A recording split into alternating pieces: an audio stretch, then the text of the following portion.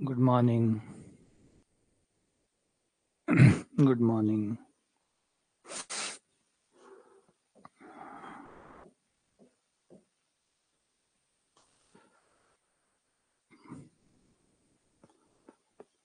Good morning. Good morning. Very good morning.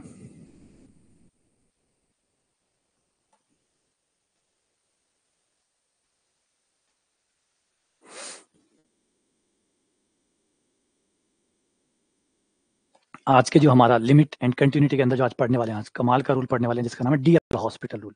DL hospital rule पहले अच्छे से समझेंगे डीएल हॉस्पिटल रूल को, क्योंकि बड़ा कमाल का रूल है, बड़ा मजेदार रूल है। बचपन में जब पहली बार ये आया था डीएल हॉस्पिटल रूल, तो मैंने सोचा हॉस्पिटल कहाँ से आ गया। नॉर्मली बच्चा जब पहली बार देखता है तो उसको हॉस्पिटल वाली फीलिंग आती है कि हॉस्पिटल कहाँ से आ गया। बड़ा जबरदस्त व्यक्तित्व है इनका। ये डीएल हॉस्पिटल है। डीएल हॉस्पिटल नाम काफी बड़ा है, शॉर्ट फॉर्म में डीएल हॉस्पिटल है, बड़ा नाम काफी बड़ा है। Guillaume Francois Antoine Marquis de Hospital 1661 से लेकर 1704 तक, यानी तकरीबन तकरीबन 43 साल जो है ये रहे थे। और सबसे बड़ी बात ये है कि ये जो टाइम है, ये जो टाइम लाइन है 1650 से लेकर 1750 तक का, ये टाइम लाइन मैथ्स और फिजिक्स के हिसाब से बहुत ही कमाल का टाइम था। ये बहुत जबरदस्त टाइम था। इस टाइम के अंदर आपको न्यूटन दिखते हैं, इस टाइम के अंदर आपको लेबनीज दिखते हैं, इस टाइम के अंदर आपको टेलर दिखते हैं, इस टाइम फ्रेम के अंदर आपको डीएल नंबर दिखते हैं। तो ये जो वो 100 साल का टाइम था, और एक दूसरा टाइम पीरियड आता है 1700, लगभग टोटल अगर 1890 के आसपास 1880, और या 1850 से शुरू कर लें, 1850 से लेकर 1950 का एक 100 साल का वो है। उसमें आपको आइंस्टीन दिखते हैं, उसमें आपको बोर दिखते हैं, इसमें डी बॉगली दिखते हैं, उसमें आपको मोटा मोटी जितने भी हैं टोटल सारे के सारे फिजिसिस्ट, टॉप मोस्ट फिजिसिस्ट आपको उस दौरान उस कालखंड में दिखते हैं। तो दो कालखंड बड़े कमाल के हैं। एक कालखंड तो 1650 का है, 1650 से लेकर 1750 के बीच का, जिस कालखंड में फिजिक्स और गणित जो है वो अपना शेप ले रही थी, अपना रूप ले रही थी, नई नई चुनौतियां देख रही थी, नई नई चीजें हो रही थी। यूं समझिए कि एक दौर था जो सचिन का था, है ना, एक सचिन का दौर था, एक विराट का दौर चल रहा है। तो एक अलग अलग दौर है, दोनों ही दौर अलग अलग है, वो दौर अलग था, ये दौर अलग है। तो उस दौर में ये महानायक रहे हैं, काफी लोग उस समय थे। ये भी महानायक रहे डीएल हॉस्पिटल। 1661 टाइमलाइन छोटी है क्योंकि उस समय ज्यादातर टाइमलाइन छोटी ही हुआ करती थी। अगर कोई बीमारी में आ गया तो बचना नामुमकिन था। तो 1661 है ना, क्योंकि उस समय मेडिकल साइंस इतना इम्प्रूव नहीं था कि किसी को बचाया जा सके। आज तो बहुत चांसेस है कि हम किसी की उम्र जो है वो आराम से 20 से 25 साल तक और आगे बढ़ा सकते हैं, प्रॉपरली चेकअप करा के, प्रॉपरली उसका ध्यान रख के। लेकिन वो टाइम पीरियड ऐसा नहीं था क्योंकि मेडिकल साइंस इतना इम्प्रूव नहीं था। तो अगर कोई ऐसी बीमारी होगी जो अज्ञात है, तो लगभग चांसेस थे कि जान जाएगी जाएगी। लेकिन अब का टाइम पीरियड तो अलग है। अब तो लाइफ एक्सपेक्टेंसी बढ़ गई है। क्यों बढ़ गई? क्योंकि मेडिकल बहुत ग्रो हो गया है। पहले ये ऐसा नहीं था। तो उनके डेथ का जो कारण हुआ था, जैसे रामानुजन की डेथ का कहता है टीबी की वजह से हो गया। तो आज क्या टीबी की वजह से कोई मर जाए मजाल है? हाँ, कोई लापरवाही करे तो मर जाए, बाकी अगर अपना ध्यान रखे, प्रॉपर मेडिसिन ले, तो मजाल है टीबी उसका जान ले ले। तो बदल गया है कालखंड।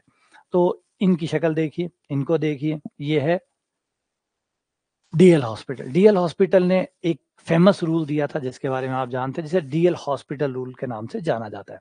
ये जो रूल दिया था उसके अलावा भी इन्होंने एक कमाल का काम किया था, एक कमाल का सवाल पूछा था इन्होंने। एक कमाल का सवाल पूछा था जो आगे जाके एक नई गणित को जन्म देता। देखो, गणित के अंदर सवाल भी बहुत इंपॉर्टेंट होते हैं। उत्तर से ज्यादा सवालों का महत्व ज्यादा माना जाता है यहाँ पे। बढ़िया सवाल पूछे, आप सवाल पूछ के छोड़ दीजिए, मत आंसर हो, हमें नहीं चाहिए आंसर, मिल जाएगा, समय आएगा सब मिल जाएगा। आप बस एक बढ़िया सवाल है ना वो दुनिया में छोड़ के चले जाइए। आने वाली पीढ़ियां उसके उत्तर को ढूंढने ढूंढने में कुछ ऐसा ढूंढ देगी जो अलग है, जो अद्भुत है।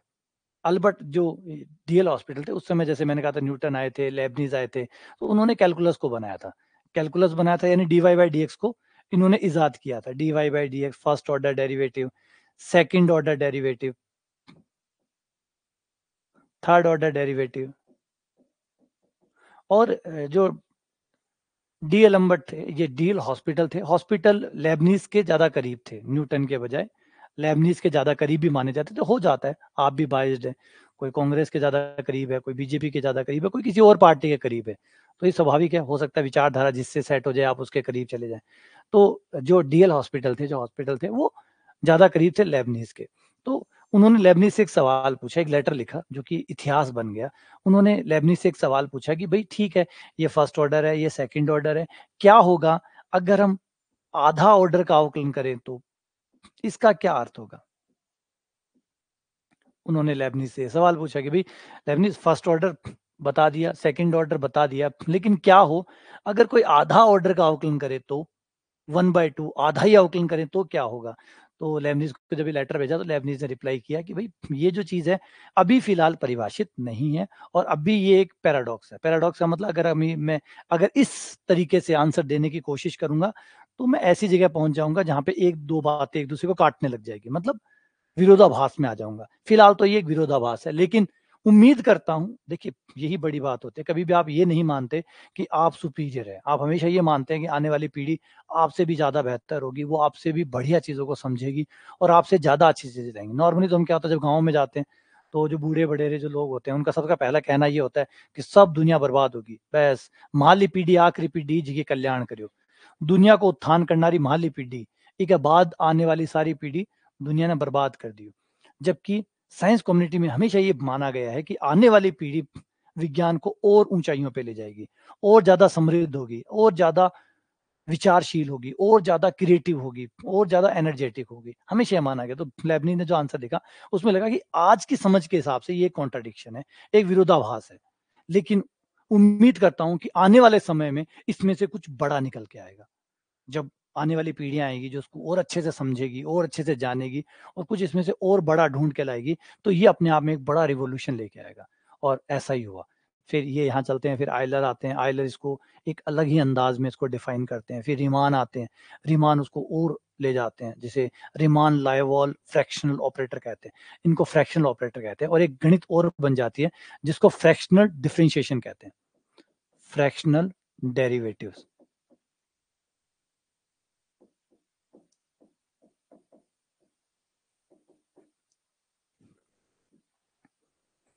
रीमान लायवाल ऑपरेटर बनता है एक रीमान लायवाल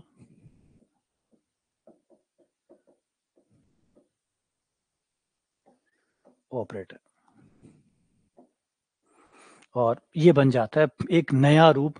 वो चीजें जिनको आपका फर्स्ट ऑर्डर सेकंड ऑर्डर का आकलन गणितीय घटनाओं को या भौतिकीय घटनाओं को जिनको ये चीज नहीं दर्शा पाती थी, उनको ये वाला जो आकलन है आधा ऑर्डर 3/4 ऑर्डर 5/2 ऑर्डर 7/3 ऑर्डर, ये जो फ्रैक्शनल ऑर्डर है, इससे आप बहुत सारी घटनाओं को बहुत इजीली और बहुत बढ़िया तरीके से समझ सकते हैं। फ्रैक्शनल ऑर्डर डेरिवेटिव बहुत कमाल के डेरिवेटिव है। और एक अच्छी कमाल की बात और है, वैसे इनके बारे में ज़्यादा बात नहीं करूँगा क्योंकि आउट ऑफ सिलेबस है। ये जो ऑपरेटर होते हैं, इनमें एक फ़र्क और होता है, ये होता है विद मेमोरी। With memory. इनके पास याददाश्त भी होती है। अब बोले याददाश्त का मतलब क्या है? याददाश्त का मतलब होता है कि इन्हें अपने पिछले मान याद रहते हैं। इनका हर आने वाला मान पिछले मान से जुड़ा हुआ होता है। तो अगर आपके पास इसका 5/4वाँ अवकलन है, तो उससे पहले वाले अवकलन आप उससे प्राप्त कर सकते हैं। याददाश्त है इसके पास। पीछे के जो डेटा है, वो जुड़े हुए हैं। तो ये इसकी विद मेमोरी कहलाता है ये। तो ये कमाल के ऑपरेटर्स होते हैं और कमाल की ये भौतिकी घटनाओं को अलग तरीके से समझाने में सक्षम है। तो ये आगे जाके एक नई बात, ये सिर्फ सवाल था, एक सिर्फ सवाल था जिसका उत्तर दोनों के पास नहीं था। दोनों जीनियस के पास नहीं था। ना तो डीएल हॉस्पिटल जिज्ञासु थे, उन्होंने तो पूछा, लेबनीज़ के पास भी आंसर नहीं था। लेकिन ये लेटर आने वाले समय के लिए एक चुनौती बन गया और लोगों ने इसको ढूँढना शुरू किया। आयलर से कहानी शुरू होती है और रीमान पे जाके एक हिस्से पे सफल होती है कि हाँ भाई ये बना। फिर रीमान ने बनाया और फिर आगे से आगे ये बढ़ता चला गया। फिर मैंने भी इसमें योगदान दिया, मेरा भी एक ऑपरेटर है इसके अंदर, फ्रैक्शनल ऑपरेटर, जिसमें मैंने भी काम किया और फिर वो चलता चला गया और अभी भी ये चल रहा है और चलता ही रहेगा। तो ये थे डीएल हॉस्पिटल। अब डीएल हॉस्पिटल का रूल है क्या, उस पे बात करते हैं। डीएल हॉस्पिटल रूल क्या, बहुत सुंदर रूल है, बहुत शानदार रूल, अच्छे से समझिएगा, बड़ा मजेदार है। ये रूल कहता है कि ध्यान से सुनना, समझना इस बात को। अभी मैं इसको चित्र की सहायता से, सबकी सहायता से इसको समझाने की कोशिश करूँगा कि एक चीज़ पहले, इस रूल से पहले मैं एक चीज़ बताता हूँ कि मैथमेटिक्स जो है, नॉर्मली माना जाता है कि मैथमेटिक्स कुछ और नहीं, नंबर्स, इक्वेशंस, इनको मैथमेटिक्स कहते हैं। नंबर्स, इक्वेशंस, शेप, ये सबको मिला के जो बनती है उसका नाम मैथमेटिक्स है। लेकिन जैसे-जैसे आप आगे जाते हैं, आपको एक बात समझ में आती है कि मैथमेटिक्स वो नहीं है जो नंबर्स है, जो इक्वेशंस है, जो शेप है, इनको मैथमेटिक्स नहीं कहते। मैथमेटिक्स एक्चुअली है pattern, pattern, understanding the pattern. आप पैटर्न को पकड़ते हैं, चीज़ों के अंदर कुछ चल रहा है, जो नियम चल रहा है, हर चीज़ इस प्रकृति की, हर चीज़ कोई ना कोई पैटर्न को दोहरा रही है। किसी न किसी पैटर्न को दोहरा रही है। जैसे आपके दिन को देखिए, सूरज उगता है, छिपता है, फिर उगता है, फिर छिपता है, एक पैटर्न है। एक फिक्स पैटर्न। आप अपने जीवन का देखिए, जन्म लेते हैं, मरते हैं, एक पैटर्न है। आप अधिकतर चीज़ों में आप गौर करेंगे कि फिक्स पैटर्न है जो कंटिन्यूअसली रन हो रहा है, कंटिन्यूअसली रन हो रहा है। तो मैथमेटिक्स कुछ और नहीं है, वो फाइंडिंग द पैटर्न और एनालाइजिंग द पैटर्न, पैटर्न को ढूँढना और उसको विश्लेषण करना, यही मैथमेटिक्स है। क्योंकि बहुत सारी मैथमेटिक्स ऐसी है जिसका नंबर से कोई लेना-देना नहीं है। फॉर एग्ज़ाम्पल टोपोलॉजी, आप गणित के अंदर जब टोपोलॉजी को पढ़ते हैं, तो आप देखते हैं वहाँ कोई नंबर नहीं है, कोई नंबरों का लेना-देना नहीं है, ना कोई इक्वेशंस का लेना-देना है। नंबर और इक्वेशन वहाँ आपको दिखती नहीं है। तो अगर मैथमेटिक्स सिर्फ नंबर और इक्वेशन है तो वहाँ कहाँ है? वहाँ तो गायब है, वहाँ है ही नहीं। अलजेब्रिक टोपोलॉजी को देख लो। तो नंबर और इक्वेशन, हाँ, आप ग्रामर को देख लीजिए, आप डिस्क्रीट मैथमेटिक्स को देख लीजिए। बहुत सारी मैथमेटिक्स ऐसी ब्रांच है जो नंबरों से परहेज करती है। ज़्यादा नंबरों का इस्तेमाल नहीं करती, थोड़ा बहुत जो जितना है, बस उतना ही इस्तेमाल करते हैं जो एक आम आदमी अपने जीवन में करता हो, उतना ही। बाकी वो बिना नंबरों के काम करती है। तो सिर्फ इक्वेशंस कहना या नंबर कहना अधूरा है, अधूरी-सी है। एक्चुअली है पैटर्न। हम पैटर्न पकड़ते हैं, चीज़ों में पैटर्न ढूँढते हैं और उसको फिर विश्लेषण करते हैं और फिर उसमें से अच्छा निकालने की कोशिश करते हैं। तो ये भी आपको यहाँ कुछ ऐसा ही समझाएगा। जो डीएल हॉस्पिटल थे उन्होंने एक पैटर्न पकड़ा। उन्होंने एक पैटर्न पकड़ा, पैटर्न ये था कि द लिमिट, ध्यान से सुनिएगा, the limit of the ratio of 2 function. 2 function है, उनका अनुपात लीजिए। 2 फंक्शन है, मान लीजिए एक एफ है और एक जी है। 2 फंक्शन आपने लिया, उनका अनुपात लिया। रेशियो मतलब उनका अनुपात। आपने और फिर उसकी लिमिट लीजिए। फिर उसकी लिमिट लीजिए, x tends to a। 2 functions लीजिए, उनका अनुपात लीजिए और फिर उसकी लिमिट लीजिए। वो इक्वल है, इक्वल टू, यह है बराबर होगी, इज इक्वल टू, यह है बराबर होगी, to the limit of the ratio of their derivative, उनके अवकलन का जो रेशियो है उसके बराबर होगी। अगर मैं इनका अवकलन कर दूं, एफ डैश, एफ का अवकलन एफ डैश, जी का अवकलन जी डैश और फिर इसकी लिमिट लूं तो यह बराबर होगी, यह बराबर होगी। क्या हमेशा बराबर होगी या कोई शर्त भी है, या बिना शर्त के बस हमेशा ही बराबर होगी? पहले ये भी समझ लेते हैं, क्योंकि गणित में कोई भी चीज फ्री नहीं आती, कोई भी चीज फ्री नहीं आती। अगर कुछ भी आया है तो निश्चित तौर पर किसी ना किसी शर्त से, कुछ भी अगर आया तो फ्री नहीं है। फ्री तो कुछ होता ही नहीं है, आप भी जानते हैं अच्छे से, है ना? कुछ भी नहीं होता, नो फ्री लंच, एक इंग्लिश में कहावत होती है, no free lunch. Free lunch नाम की कोई चीज नहीं होती। अगर आप कुछ भी कर रहे हैं तो उसका कहीं ना कहीं से वो आया है। तो ये आया है, अगर ये और ये बराबर है तो कभी तो कौन सी स्थिति ऐसी है जब ये बराबर होगा? आगे कहा गया, ये रही वो लाइन जो हाईलाइट करती है कि क्यों और कब बराबर होंगे। The rule can be applied, ये देखो, रूल केवल तभी अप्लाइड होगा व्हेन, जब एफ एक्स बट्टा जी एक्स इज इनडिटरमिनेट फॉर्म। अगर वो 0/0, अगर ये जो है, ये जो है, ये अगर 0/0 है तो ही, या फिर अनंत बट्टा अनंत है तो ही एफ एक्स बट्टा जी एक्स की लिमिट एफ डैश एक्स बट्टा जी डैश एक्स के बराबर होगी, अन्यथा नहीं होगी। इसका मतलब नहीं है कि आप जब चाहें इसको फ्री में लगा सकते हैं, नहीं। आपका एफ एक्स और जी एक्स जो आपके दो फलन हैं, उनका अनुपात की सीमा x टेंड्स टू a पे 0/0 या इनफाइनाइट अपॉन इनफाइनाइट होनी चाहिए, तो ही इनकी सीमा, इनके अवकलन की सीमा के अनुपात के बराबर होगी, अन्यथा नहीं होगी। यानी रूल लगाने के लिए आपको पहले देखना पड़ेगा कि वो 0/0 है या नहीं है। अगर वो 0/0 नहीं है तो उसकी लिमिट और उसके अवकलनों की अनुपातों की लिमिट बराबर नहीं होगी। वैसे अनंत बटा अनंत से घबराना मत, 0/0 ही अनंत बटा अनंत है, वो एक ही बात है। अगर आप 0/0 लिखते हो तो आप इसको ऐसे लिख सकते हो,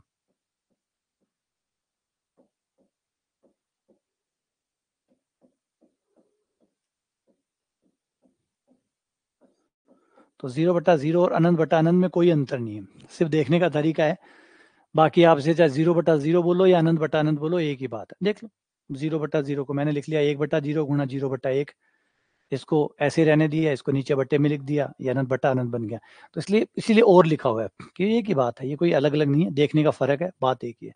तो जब तक आपका f(x) बटा gx जिसकी आप लिमिट निकाल रहे हैं उसकी लिमिट अगर 0/0 नहीं है तो फिर आप ऐसा नहीं कर सकते, और अगर ऐसा है तो आप ऐसा कर सकते हैं। ठीक है, आपकी लिमिट बराबर बनी रहेगी। अच्छा, एक कमाल की बात और है, एक और जबरदस्त चीज है, वो और देखने लायक है, जो सबसे प्यारी है। इसमें आपको मिलेगा रिकरेंस, इसमें मिलेगा आपको एक पैटर्न। पैटर्न क्या मिला, गौर करो। पैटर्न ये मिला कि आपने इसका मान निकाला और इसका मान 0/0 आया, इसका मान 0/0 आया, 0/0 आया, डीएल हॉस्पिटल एक्टिव हो गया, और डीएल हॉस्पिटल एक्टिव होते ही आपका ये आ गया कि यह लिमिट बराबर होगी f'/g' की लिमिट। हो गया। अब यदि अगर ये भी 0/0 आ जाता है, ये भी 0/0 आ जाता है, इसका मतलब अब हमारे लिए ये पहला फलन हो गया, ये दूसरा फलन हो गया, और इसकी लिमिट डीएल हॉस्पिटल दोबारा रिपीट कर दो। ये थोड़ी कह रहा है। अब इसका नाम मान लो मैं पी रख लेता हूं, f' का नाम मैंने पी रख लिया, ये पी फंक्शन हो गया, ये क्यू फंक्शन हो गया। p/q की लिमिट 0/0 आ रही है, p/q की लिमिट 0/0 आ रही है, तो क्या कहेगा, डीएल हॉस्पिटल कहता है कि ऊपर वाला फंक्शन नीचे वाला फंक्शन दोनों का अनुपात 0/0 आ रहा है, तो इसकी लिमिट बराबर होगी इसके अवकलन की लिमिट। तो f' की ये हो जाएगी f" बटा g'। लेकिन याद है कि हर स्टेप में आगे बढ़ने से पहले 0/0 का कंफर्मेशन जरूरी है, क्योंकि 0/0 कंफर्मेशन नहीं हुआ तो आप अवकलन बराबर नहीं हो सकता। पर मैंने क्या कहा, यही तो कहा कि जब तक आपका अनुपात 0/0 आता जाएगा, आप यह लिमिट उसके अवकलनों से भी निकाल सकते हैं। फिर 0/0 आया, फिर आ गया, तो जब तक 0/0 चलता रहेगा आप आगे बढ़ सकते हैं, लेकिन 0/0 नहीं आया फिर आप आगे नहीं बढ़ सकते, फिर डन, खत्म। अब जैसे यहाँ पे आए और यहाँ आने के बाद आपको 0/0 नहीं बना, चैन खत्म, अब आप आगे नहीं जा सकते, क्योंकि 0/0 आता रहेगा तो ही अवकलन की लिमिट आपके फलन के लिमिट के बराबर बनी रहेगी, अन्यथा नहीं। तो ये चैन है, ये एक प्रकार की चैन, और ये चलती रहेगी। रिपीट किया हमने, ये हमने फर्स्ट टाइम डीएल हॉस्पिटल इसीलिए कहते हैं डीएल हॉस्पिटल दोबारा लगाने पर, ये एक बार लगाया ये आ गया, फिर हमने इसको एक फंक्शन p मान लिया, इसको q मान लिया, p और q का 0/0 आ रहा है, इसका मतलब p का अवकलन बटा q का अवकलन, p का मतलब f' था तो p का अवकलन दो बार आ गया, और फिर अब दोबारा ये हमारा मान लो ये h बन गया, ये h बन गया, ये r बन गया, ये h फंक्शन ये r फंक्शन अभी भी 0/0 आ रहा है, तो h का अवकलन बटा r का अवकलन, h यानी इसका अवकलन यानी f' बटा g', और फिर दोबारा भाई, और ये प्रक्रिया सो ऑन चलती रहेगी, कब तक, जब तक 0/0 आता रहेगा, और इसका नाम है डीएल हॉस्पिटल रूल। ठीक है, आ जाओ अब इसे देखो कि होता क्या है, ऐसा क्यों हो रहा है।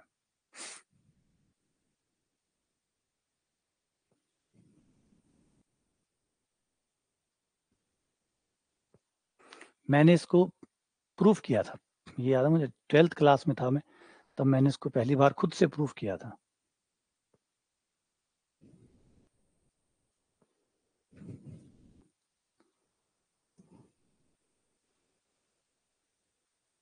क्योंकि मुझे ये जानना था कि ये ऐसे हुआ कैसे, ये इस तरीके से हुआ कैसे, और किताबें में डीएल हॉस्पिटल का प्रूफ था नहीं, किताबें प्रूफ प्रोवाइड कराती थी क्योंकि वो मानते थे टफ है, ये है वो है, तो यार 12th क्लास के स्टूडेंट के लायक वो नहीं है, सवाल फॉर्मूला यूज करना तो उनके हिस्से में है, लेकिन डेरिवेशन उन्होंने नहीं डाला हुआ था।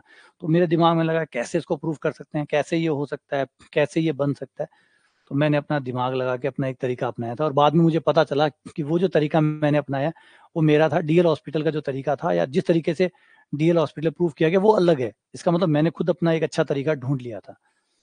अच्छा, हुआ क्या था, अब तो आ जाओ शुरू करते हैं। एक सिंपल सा ग्राफ लेते हैं जो है एफ एक्स बराबर sine 2x minus 2 sine x बट्टा एक्स क्यूब, ये मैंने लिया है और x टेंड्स टू 0 पे मैं इसकी लिमिट निकाल रहा हूँ। ये मेरा f फंक्शन है, ये ऊपर वाला मेरा f हो जाएगा, नीचे वाला मेरा g हो जाएगा, है ना। ऊपर वाला मेरा f हो जाएगा और नीचे वाला मेरा g हो जाएगा, ठीक है। दो फंक्शन हो गए f और g।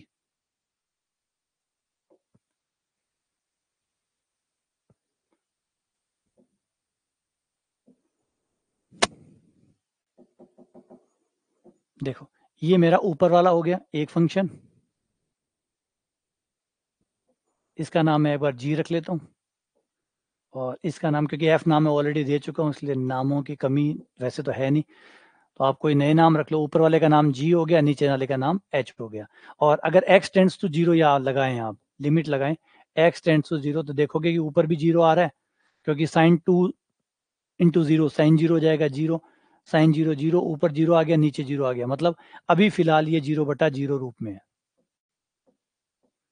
है ना, 0/0 रूप में।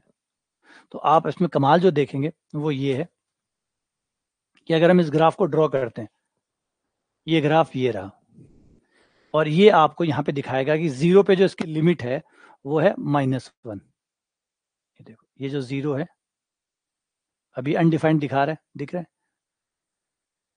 वैसे। हाँ, क्योंकि एग्जैक्टली अगर आप 0 रखोगे तो 0/0 आना है, ये तो आप ही जानते हैं। एग्जैक्टली अगर आप 0 रखोगे तो 0 बटा, लेकिन लेफ्ट और राइट की जो लिमिट है उधर से अगर आप देखो तो आप पकड़ सकते हो कि क्या आएगा, -1 आएगा। देखो इधर से और इधर से, ये देखो दिख रहा है। लेफ्ट साइड से और राइट साइड से अगर आप आओ और देखो कि लिमिट क्या है तो पकड़ में आ जाएगी।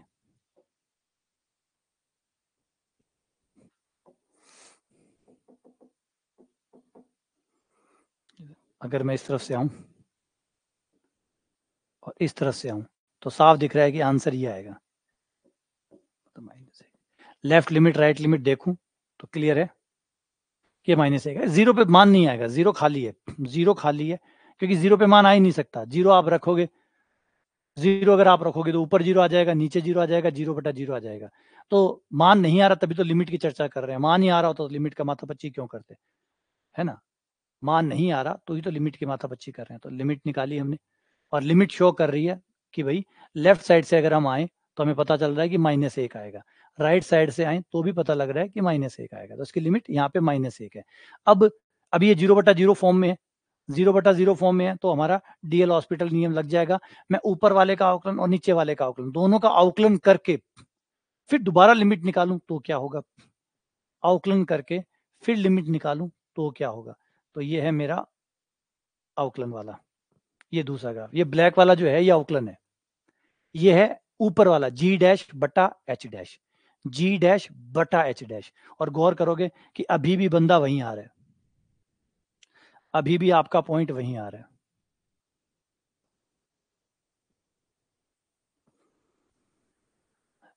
ये देखो याद रखिए जो रेड वाला है वो है G/H, G/H। ब्लैक वाला है G'/H', G'/H'। अलग अलग आ रहे हैं लेकिन 0 पे दोनों एक ही काम कर रहे हैं। अब इसके बाद में अगर सेकंड डेरिवेटिव लूं, दो बार अवकलन लूं, ये सेकंड है। जो ग्रीन वाला है वो सेकंड डेरिवेटिव है, मतलब G'/H', लेकिन फिर भी वही है। लेकिन अब पता है क्या होगा, अगर आप अगले पे जाएं, इससे अगले पे जाएं तो ये नहीं आएगा।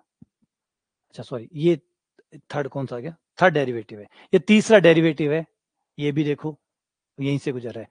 खुद G/H यहां से गुजर रहा है, G'/H' यहां से गुजर रहा है, G'/H' गुजर रहा है, G'/H' भी यहां से गुजर रहा है। लेकिन अगर हम एक अवकलन को और बढ़ा दें, वो तो है नहीं, क्योंकि अगर यहाँ पे आप करो और इसको आप देखोगे कि एक बार और अवकलन करने के बाद अब खत्म हो गया, अब और अवकलन करने के लिए बचेगा नहीं, क्योंकि जब नीचे वाले का 3 बार अवकलन कर दोगे तो 3x², दोबारा करने पर 3 गुणा 2x, दोबारा करने पर 3 गुणा 2 गुणा, अब नीचे 0 आना बंद हो गया, मतलब अब डीएल हॉस्पिटल नियम लगना बंद हो गया।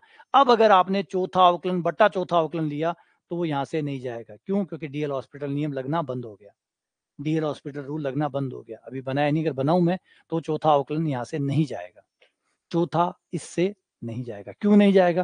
क्योंकि डीएल हॉस्पिटल रूल के अनुसार जब तक 0/0 आता रहेगा, इन सब की लिमिट 1 ही आएगी। जब तक 0/0 चलता रहेगा, तब तक इन सब की लिमिट 1 है। लेकिन जैसे 0/0 आना बंद हो गया, मतलब लिमिट में वेरी आना शुरू हो गया। इसकी लिमिट अलग है और उनकी लिमिट फिर अलग है। तो सबके सब देखो, चारों के चारों ग्राफ आपके इसी पॉइंट से जा रहे हैं। ये 4 ग्राफ है। ग्राफ की शेप अलग है, होना ही है। आप आउटलाइन कर दोगे तो कुछ नए फलन बन जाएंगे, लेकिन पैटर्न, मैंने क्या पहले क्या कहा था कि मैथ्स नाम है पैटर्न का, स्टडी ऑफ पैटर्न है। पैटर्न पकड़े, सारे ग्राफ अलग अलग हैं, लेकिन सारे ग्राफ में एक सुंदर बात यह है कि सबके सब ग्राफ 0 पर एक ही पॉइंट से पास आउट हो रहे हैं, सबके सब 1। वो वाला G/H, क्योंकि मैंने एफ नाम अलग दे दिया था इसलिए नामों की कमी पड़ गई। तो G/H भी यहीं से जा रहा है, G'/H भी यहीं से जा रहा है, G"/H भी यहां से जा रहा है, G"/H भी यहां से जा रहा है। लेकिन चौथा यहां से नहीं जाएगा क्योंकि वो खत्म हो गया, वो 0/0 आना बंद हो गया, तो अब आगे वो खत्म हो गया, यहाँ पे खत्म हो गया। तो ये डन है, देखो ये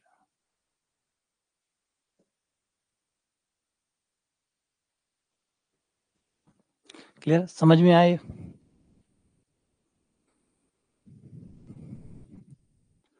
समझ में आ गई आपको बात?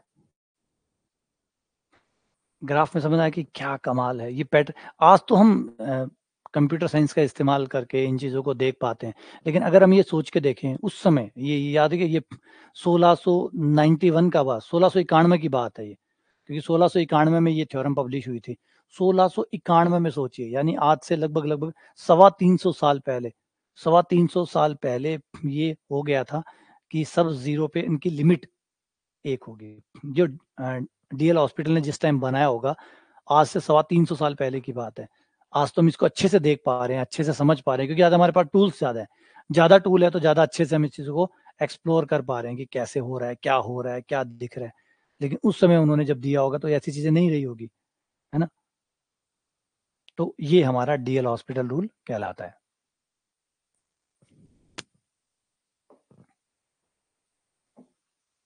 तो याद रखिएगा, इसका मायने तब तक ही है, इसका अर्थ केवल तब तक ही है जब तक 0/0 आता रहेगा। जब तक आता रहेगा ये चलता रहेगा, जब तक आता रहेगा तब तक ये चलता रहेगा। और जिस दिन 0/0 आना बंद हो गया, अगला अवकलन बंद। अगर जैसे ये आ गया, ये जो भी आ गया, उसके बाद में अगला अवकलन फिर बंद, फिर प्रक्रिया बंद, फिर डीएल हॉस्पिटल बंद हो जाएगा। ठीक है, आ जाओ अब इस पे कुछ सवाल ट्राई करके देखते हैं। बड़ा सिंपल तरीका है, बहुत एलिगेंट है, क्योंकि आप फटाफट इससे सवालों पे पहुंच सकते हैं बहुत जल्दी। बहुत बहुत जल्दी ये मेथड जो है ये क्विकली है और फटाफट आपको आंसर पे ले आते हैं।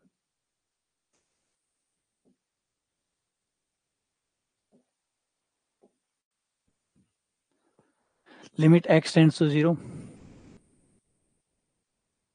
a की पावर x माइनस b की पावर x बट्टा x, x टेंड्स टू 0। अगर मैं यहाँ पे लिमिट लगाऊं तो देख सकते हो कि ऊपर आएगा a की पावर 0 माइनस b की पावर 0 बट्टा 0। a की पावर 0 यानी 1, b की पावर 0 यानी 1 बट्टा 0। तो ये आपका हो गया 0/0, यानी ये 0/0 रूप में है। अगर इस फॉर्म में है तो हम आकलन कर सकते हैं, हम डीएल हॉस्पिटल रूल लगा सकते हैं, और डीएल हॉस्पिटल लगा के ऊपर का आकलन ऊपर, नीचे का आकलन नीचे, क्योंकि ऊपर वाला अलग फलन माना जाता है, नीचे वाले को अलग फलन माना जाता है। a की पावर x माइनस बी की पावर x का आकलन बट्टा नीचे वाले x का आकलन, और लिमिट वही, क्योंकि 0/0 आ गया है तो अब आप इसका आकलन करके भी लिमिट निकाल सकते हो डीएल हॉस्पिटल से।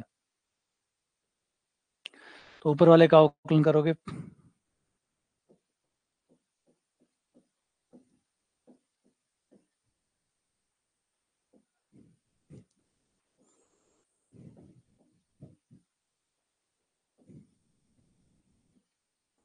बटा ये 1, x टेंड्स टू 0 रख दो,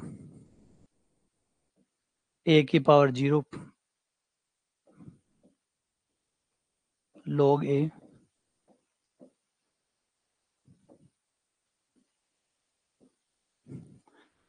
ये आ गया log a minus log b,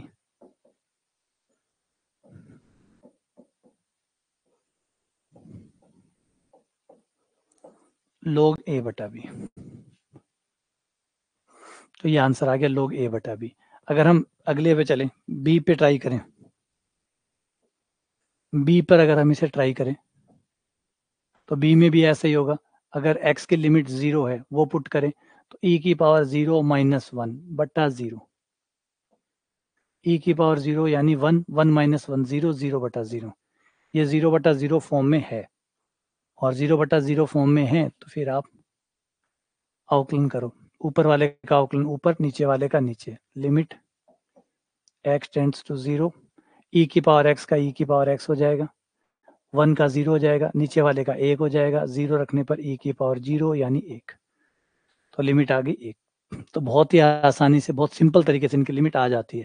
और चाहो तो आप इन सवालों को विस्तार से भी कर सकते हैं। कई तरीके सीखिएगा, क्योंकि कोई भी तरीका ऐसा नहीं है जो अपने आप में परफेक्ट है। आप एक तरीका पकड़ के बैठेंगे तो निराश हो जाएंगे, क्योंकि अभी जो भी सवाल आगे बढ़ेंगे धीरे धीरे आप देखेंगे हर सवाल पे कभी कोई मेथड लग रहा है, किसी पे कोई कारगर है, किसी पे कोई कारगर है। कोई भी एक सिंगल मेथड ऐसा नहीं है जिस पे आप दाव लगा सकेंगे, बस ये एक मेथड पकड़ लो और इससे सारे सवाल हो जाएंगे। नहीं, कोई में डीएल हॉस्पिटल अच्छा काम करेगा, किसी में विस्तार अच्छा काम करेगा। और विस्तार, जैसे मैंने बता दिया, विस्तार एक बड़ा टूल है, इसके अंदर विस्तार सबसे बड़ा टूल है। एक थोड़ा सा बेहतर होने जरूरत है, आप जैसे ही बेहतर हो गए विस्तार करो और आंसर आ जाएगा, है ना। अगर आपको विस्तार प्रॉपर्ली याद है तो अगर आप यहाँ देखें तो विस्तार से बहुत झटके में हो जाएगा। ए की पावर एक्स का विस्तार होता है 1 प्लस एक्स लोगे, ऊपर नीचे वाले को इसका हो जाएगा 1 प्लस एक्स लोग बी। ठीक है, 1 से 1 दोनों का आगे वाला कट जाएगा, एक्स कॉमन आ जाएगा, log A minus log B, X कट जाएगा, log A minus log B, ये आंसर आ जाएगा। इसका विस्तार करो, ई की पावर एक्स का विस्तार होता है 1 प्लस एक्स, 1 से 1 कट गया, एक्स से एक्स बच गया, एक्स से एक्स कट गया, 1 आ गया। तो विस्तार इतनी जल्दी काम करता है, अगर आप लोग तैयार हो जाए,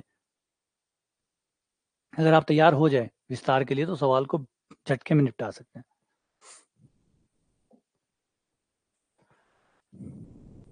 क्योंकि डीएल हॉस्पिटल सवालों के साथ साथ बड़ा होता चला जाता है। जैसे भी ये रहा sign 3x minus sign 5x बटा एक्स स्क्वायर। अब यहाँ पे अगर आप डीएल हॉस्पिटल ले आएंगे 2 बार आपको लगाने पड़ेगी।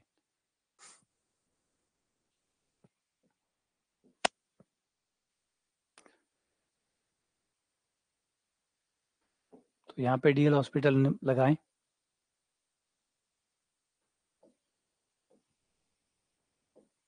तीन कॉस 3x माइनस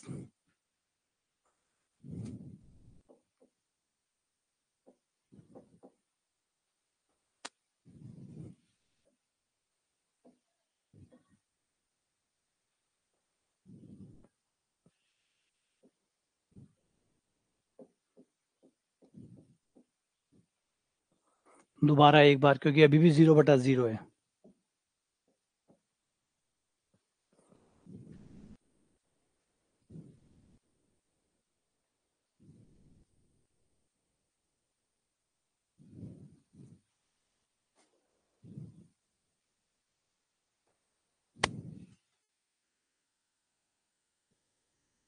नहीं,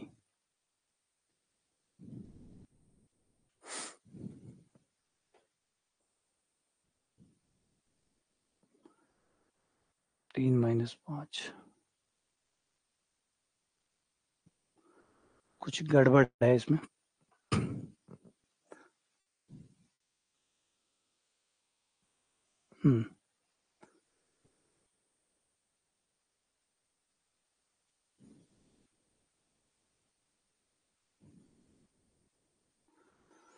नीचे सिर्फ या तो एक्स स्क्वायर नहीं है, केवल एक्स है।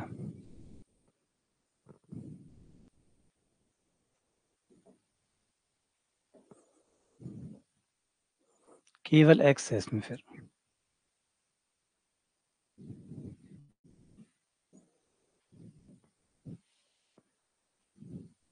ये 1 आ गया।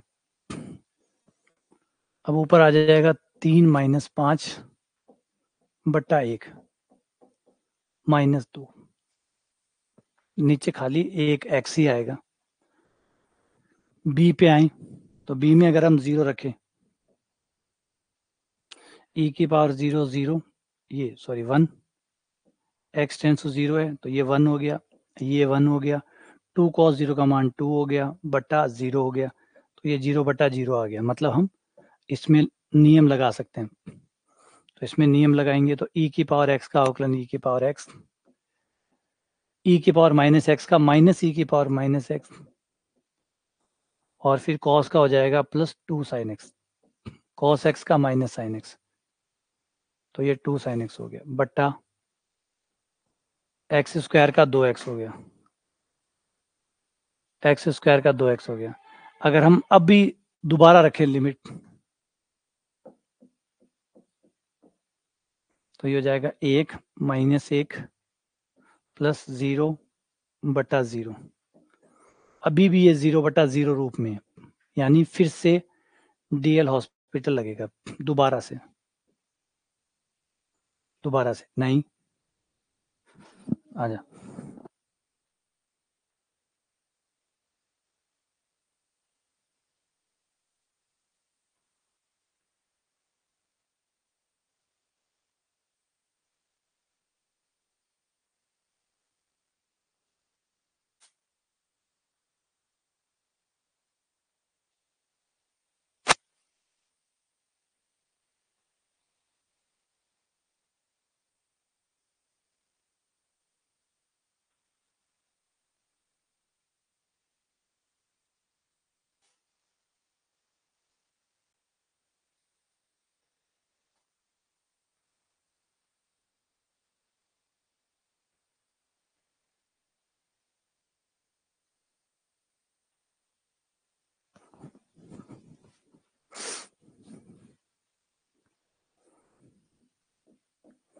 दोबारा अवकलन करने पर e की पावर x का e की power x minus minus plus e की पावर माइनस x माइनस, ये हो जाएगा 2 cos x,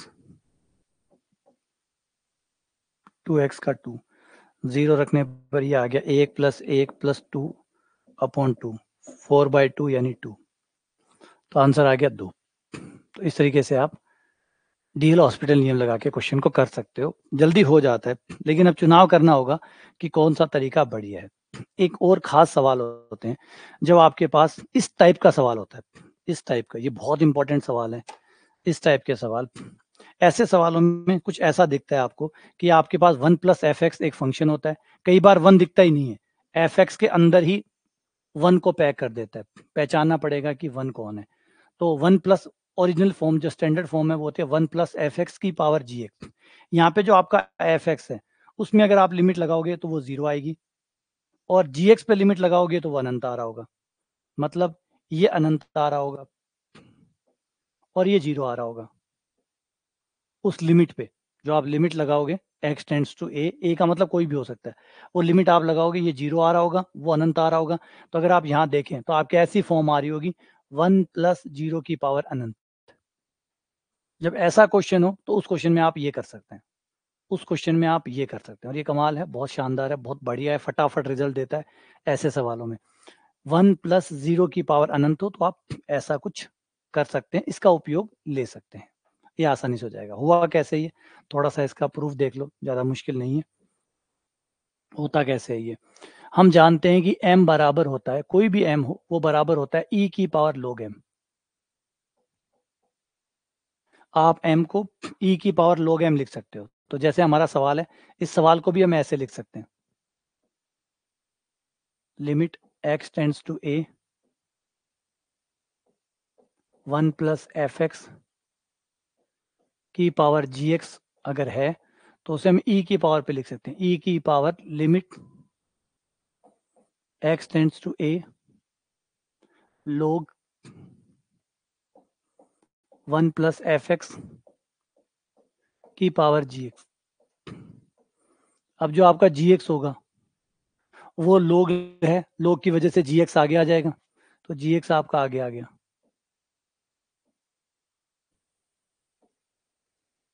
limit x tends to a g x आगे आ गया, और ये हो गया log 1 प्लस एफ एक्स। यहाँ पे log वाला विस्तार लगा दो, लेकिन log वाला विस्तार लगाने के लिए हमें वो 0 होना चाहिए, तो वो 0 है, क्योंकि हमने कहा है कि एफ एक्स टेंड्स टू 0 है, f x tends to zero है, तो f x tends to zero है, तो जिसका विस्तार आप कर रहे हैं वो जीरो है, जीरो है तो log 1 प्लस, क्योंकि सारे विस्तार जीरो पे सही है, सबके सब विस्तार जीरो पे सही है, तो हम जीरो पे विस्तार कर रहे हैं, तो कर दो विस्तार। विस्तार करने पर आ जाएगा e की पावर लिमिट x बट्टा ए, जी एक्स आपका बाहर है, ये हो गया लोग वाला, log 1 प्लस एक्स का विस्तार होता है x माइनस एक्स स्क्वायर बट्टा 2, यानी एफ एक्स का स्क्वायर बट्टा 2, एफ एक्स की पावर 3 बट्टा 3 and dash dash. F x tends to zero है, उच्च घातों को छोड़ दे, एफ एक्स की उच्च घातों को छोड़ दे, तो ये हमारा हो जाएगा e की पावर लिमिट x बट्टा ए जी एक्स इंटू एफ एक्स, उच्च घातों को छोड़ने पर। तो ये आपका छोटा तरीका बन जाता है। अगर कोई ऐसा सवाल हो तो आप सीधा जो एफ एक्स और जी एक्स है उनकी गुणा करके लिमिट ले लो और ई की पावर पे लिख दो, वो आपका आंसर होगा। ये बड़ा सिंपल बना देते हैं। ऐसे सवाल बहुत अच्छे सवाल होते हैं जिनको इतना आसानी से आप निपटा सकते हैं। आपका जो एफ एक्स है और जो आपका जी एक्स है, लेकिन शर्तें, बिना शर्तों के मैंने कहा कुछ भी नहीं होता है ना, सबकी सब कंडीशन है।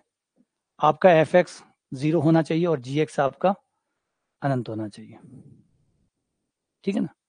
अगर जी एक्स मान लो 5 हो गया तो आप लिमिट लगाओगे क्यों, क्योंकि आपको पता है 1 प्लस 0 की पावर 5, वो तो 1 की पावर 5 मतलब 1 हो गया भाई, अनंत नहीं होगा तो फिर क्यों लगाओगे आप, है ना। तो इस वजह से, और अगर ये 0 हो गया तो ये 1 हो गया, 1 की पावर 0, 1 की पावर 0 तो 1 आ जाएगा, तो फिर कन्फ्यूजन ही नहीं है उसमें। कन्फ्यूजन तभी होगा जब अनंत आएगा, यहाँ अनंत आएगा, यहाँ 0 आएगा, तो ये आपका 1 की पावर अनंत बन जाएगा, और 1 की पावर अनंत जो होता है वो अनिर्धार्य होता है, तो अनिर्धारित स्थिति बनेगी तभी तो लिमिट का यूज करोगे, तो अनिर्धारित स्थिति ऐसे बन जाएगी, ठीक है। सवाल देखो इस पर, जैसे ये सवाल है।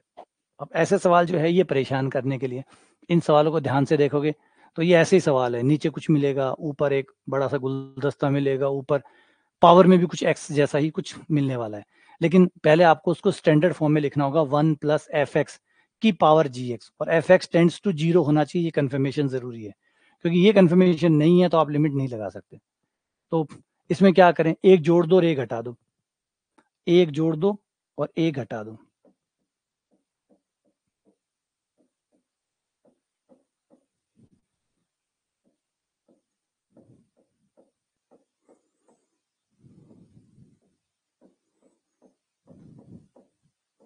ये एक जोड़ दिया और ये एक घटा दिया, ताकि बराबर बना रहे, और ऑब्वियसली बात है बराबर ही बना रहेगा। एक जोड़ दिया, एक घटा दिया, उनका लघुत्तम वघुत्तम ले लो, ताकि 1 भी दिख जाए, एफ एक्स भी दिख जाए और जी एक्स भी दिख जाए। लघुत्तम लेने बाद 7x स्क्वायर प्लस 2 उधर आ जाएगा, ये कट जाएगा, ये आपका माइनस का 4x स्क्वायर, ये माइनस का 4x स्क्वायर 2 से 2 कट जाएगा, और नीचे आ जाएगा 7x स्क्वायर प्लस 2। अब चेक कर लो, 1/x स्क्वायर। अब चेक करो कि क्या f की लिमिट 0 है और g की लिमिट 1 है, अगर हाँ तो फिर ठीक है, डन। इसे चेक करो, ये आपका f है, और देखो अगर x टेंड्स टू, ये जो लिमिट है वो अगर मैं इसमें रखूं तो 0 आएगा नहीं आएगा, तो ऑब्वियसली बात है ऊपर 0 आएगा, नीचे 2 आएगा, तो 0 आ जाएगा, ये डन। ये अनंत आया नहीं आया, बिल्कुल अनंत आएगा, ये अनंत आएगा और ये 0 आएगा, मतलब सवाल वैसा ही है जैसा कि मैंने भी बताया था, 1 प्लस एफ एक्स की power g x, F x 0 है और जी एक्स अनंत है, हो गया। तो आंसर आ जाएगा e की पावर में लिमिट x टेंड्स टू 0, और आपके ये दोनों function F x 4x square बट्टा एफ एक्स इंटू जी एक्स, ये एक्स स्क्वायर से एक्स स्क्वायर कट गया, x का मान 0 रखने पर, x का मान 0 रखने पर ये आ गया माइनस का 4 बट्टा 0 प्लस 2, यानी e की पावर -2, ये आंसर आ गया। तो आंसर आया e की पावर -2, भूलो मत e के ऊपर है वो, e के ऊपर जो भी आंसर आएगा वो e पे आएगा, e के ऊपर है ये, e के नीचे नहीं है। एफ एक्स गुणा जी एक्स की जो लिमिट आप निकालोगे वो e के ऊपर आएगी, e के ऊपर, e की पावर के ऊपर आएगा जो भी आएगा, एफ एक्स गुणा G X, limit X tends to A, ये पूरा का पूरा ई की पावर पे आएगा, जो भी आंसर बनेगा वो ई की पावर में बनेगा। ठीक है, तो ये बढ़िया सवाल है। इस टाइप के बहुत अच्छे सवाल जो है वो पेपर में पूछे जाते हैं, क्योंकि थोड़ा सा इनको हैंडल करना, अगर आप सोचो, अब कई लोग हैं वो डीएल हॉस्पिटल लगा लो, डीएल हॉस्पिटल लगा के देख लो। तो ये सवाल बने इस तरीके से। देखो डीएल हॉस्पिटल की बड़ी प्रॉब्लम ये है कि वो 0/0 पे चलता है। अगर आपका सवाल 0/0 पे नहीं है तो फिर वो अटक जाएगा, फिर वो काम नहीं करेगा, तो उसकी लिमिटेशन है। और बहुत सवाल ऐसे हैं जो उसकी लिमिट से बाहर है। इसलिए डीएल हॉस्पिटल कोई ब्रह्मास्त्र नहीं है कि आप कहीं जाके चिपका दो काम कर जाएगा। हाँ, काम करता है, इसमें कोई मनाही नहीं है, लेकिन सब पे नहीं काम करता। इसलिए आपको, अगर सब पे काम कर रहा होता तो मोर मेथड पढ़ते ही नहीं, हम सिर्फ उसी को पकड़ के बैठ जाते, एक ही पढ़ाते और एक से सब कुछ सॉल्व हो जाता। तो और मेथड इसीलिए पढ़ाते हैं कि कोई भी मेथड ऐसा इतना कारगर नहीं है कि उससे सब हो सके। कोई किसी से अच्छे से होता है, कोई किसी से अच्छे से होता है। किसी में डीएल हॉस्पिटल बहुत कारगर है, बहुत कारगर है, तो वैसे काम में लेते हैं। जैसे भी ये सवाल देखो, ये सवाल था, अब यहाँ पे क्या आप डीएल हॉस्पिटल नहीं लगाओगे? लगाओगे तो कहाँ लगाओगे? यहाँ तो बट्टे में कुछ है ही नहीं, यहाँ तो बट्टे में कुछ है ही नहीं, है ना। क्योंकि जब हम शुरुआत के जब एक दो क्वेश्चन कर रहे थे, पहला दूसरा तीसरा, तो कई लोग डीएल हॉस्पिटल पे डीएल हॉस्पिटल लगाए जा रहे थे। सर डीएल हॉस्पिटल से क्यों नहीं कर रहे हो, डीएल हॉस्पिटल से क्यों नहीं कर रहे हो? इसलिए नहीं कर रहा हूँ, अब कर लो। उस समय जो आप लोग कर रहे थे, पहला दूसरा तीसरा क्वेश्चन जो मैंने शुरुआत की थी, तब कई लोग आंसर दे रहे थे, सर ये देखो डीएल हॉस्पिटल से ये रहा, लगा लो, अब लगा लो। तो कुछ पढ़ाया जा रहा है, इसका मतलब वो सिस्टमेटिकली ही पढ़ाया जा रहा है। कुछ जो भी पढ़ाया जा रहा है वो, मुझे भी अगर डीएल हॉस्पिटल पता है, मैं भी जानता हूँ, मैं भी पढ़ा सकता था पहले क्वेश्चन पे ही। लेकिन डीएल हॉस्पिटल इतना इफेक्टिव नहीं है कि उससे आपके सारे सवाल हो जाएंगे, सबके सब हो जाएंगे, आपको कुछ नहीं पढ़ना, आपको लिमिट ही नहीं पढ़नी, आपको बस डीएल हॉस्पिटल पढ़ना है और आपका आंसर आ जाएगा। ऐसा नहीं है, ऐसा है तो लगा लो, ये रहा, करो अब, है ना। तो लिमिट एक्स टेंड्स टू 1, पहले हम यहाँ पे फॉर्मूला लगा लेते हैं, फॉर्मूला लगा लेते हैं। ये हो गया 10π/4 प्लस log x। एक बार log x दो बार आ रहा है, log x दो बार आ रहा है, इसका एक छोटा नाम रख लेते हैं ताकि लिखने में आसानी हो। और लिमिट बदल भी सकते हैं आप, ये चीज भी आप करते रहिएगा सवालों के बीच दौरान, लिमिट को चेंज करके भी सॉल्व करिएगा, बहुत अच्छा रहता है। इससे आपको बड़े बड़े नाम से, बड़े बड़े नाम जो है उससे मुक्ति मिल जाएगी। जैसे log x है, log x को माना log x बराबर y।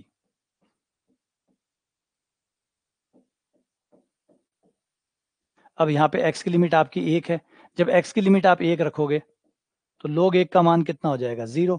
तो आपकी y की लिमिट बन जाएगी 0। तो आपका सवाल अब y में आ जाएगा। तो अच्छी बात है, लोग से पीछे छूट गया, देखो झंझट ही छूट गया, कोई लोग वोग नहीं है।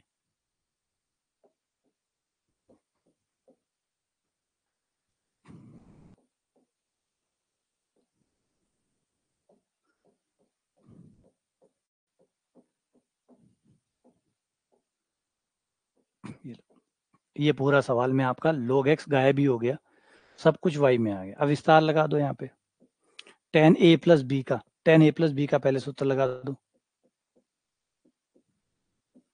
tan a प्लस बी का सूत्र होता है tan a मतलब π/4, b यानी tan y, 1 माइनस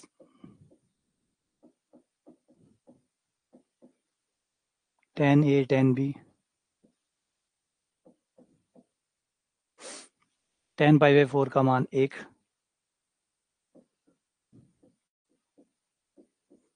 तो 1 प्लस tan y बटा 1 माइनस tan y की पावर 1/y। एक जोड़ने पर एक घटाने पर, एक जोड़ने पर एक घटाने पर,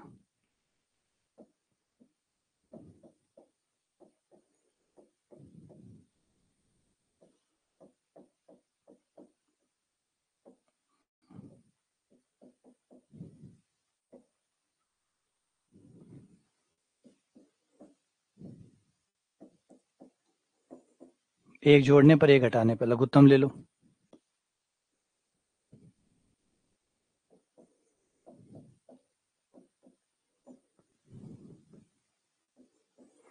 लघुत्तम लोगे तो ये 1 माइनस tan y आ जाएगा, एक से एक कट जाएगा, माइनस का 2 tan y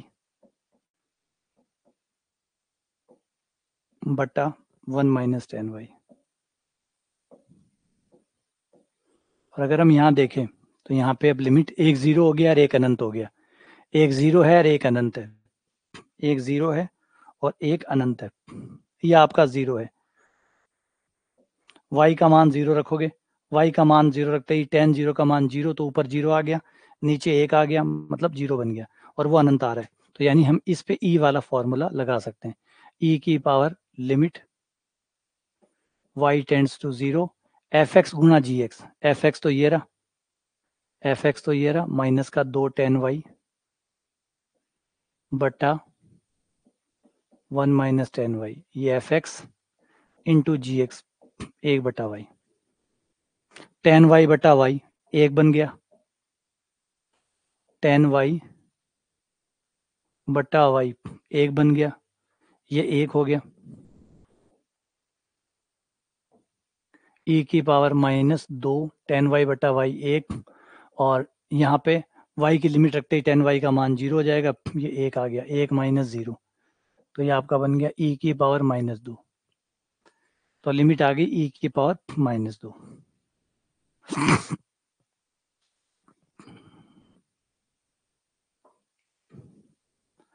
e की पावर माइनस 2 प्लस का 2 tan y आएगा क्या? अच्छा, प्लस का 2 आएगा, ठीक है।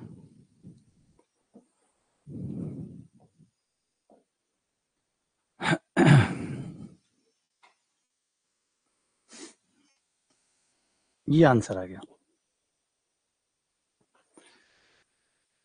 ठीक है। और याद है कि ये जो तरीका हम लगा रहे हैं ये कोई और नहीं बल्कि विस्तार का ही रूप है, ये विस्तार से ही आया हुआ है। तो विस्तार में यही कमाल है कि जितने भी आप तरीके देखते हैं वो विस्तार में से कहीं ना कहीं निकलते हैं, और विस्तार सीख गए, अब आपको हमें आदत नहीं है तो आदत से काम नहीं चलेगा ना, चीज़ें जो सही है वो इम्पोर्टेंट है। जब तक आप विस्तार नहीं सीखेंगे आप लिमिट के सवालों में जल्दी नहीं पहुंच सकते। विस्तार अगर सीखेंगे, क्योंकि डीएल हॉस्पिटल अभी तो ये तो एक एक बार अवकलन वाले हैं, 2 बार 3 वाले आएंगे तो डीएल हॉस्पिटल ज़्यादा टाइम खाने लग जाएगा। अभी आगे सवाल आएंगे दिखाऊंगा कि डीएल हॉस्पिटल लग भी रहा है तब भी वो इतना समय बर्बाद कर रहा है कि वो कोई काम का ही नहीं है, अर्थपूर्ण है, तो आपको विस्तार करना ही पड़ेगा, उसके अलावा कोई और छोटा तरीका काम नहीं करेगा। जैसे फॉर एग्जाम्पल ये सवाल लो, अगर यहाँ आप डीएल हॉस्पिटल नियम लगाते हो, यहाँ अगर आप डीएल हॉस्पिटल नियम लगाते हो तो आपको 3 बार लगाना पड़ेगा, क्योंकि नीचे एक्स की पावर 3 है और x की पावर 3 होने के कारण आपको 3 बार लगाना पड़ेगा, 1 2 3, और 3 बार बैक टू बैक करोगे तो फिर भी अवकलन ईजी है, तो मान लो फिर भी 3 बार लगाने में कोई जोर नहीं आएगा। लेकिन अगर थोड़ा सा भी कॉम्प्लिकेटेड अवकलन होता और 3 बार अवकलन करना पड़ता, खासकर जो साइन कॉस के सवाल होते हैं उनका अवकलन बढ़ता चला जाता है, गुणा में अगर हो तो, जैसे एक्स स्क्वायर गुणा साइन एक्स है तो गुणा कर अवकलन करने के साथ साथ वो और बड़ा होता चला जाता है, तो फिर और मुश्किल हो जाता है। जबकि विस्तार में करते हो तो धन्य।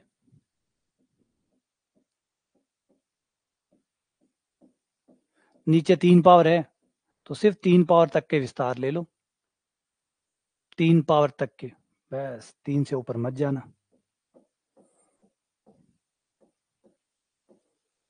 ये लो,